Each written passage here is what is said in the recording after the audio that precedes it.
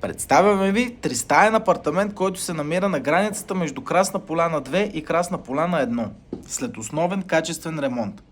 Етаж 5 от 6, с 2 тераси, много слънчев, уютен и приятен, а ремонтът е наистина качествен. Разпределението е следното: кухненски бокс с трапезна маса, 2 отделни спални, баня с тоалетна и 2 тераси. Разгледайте го.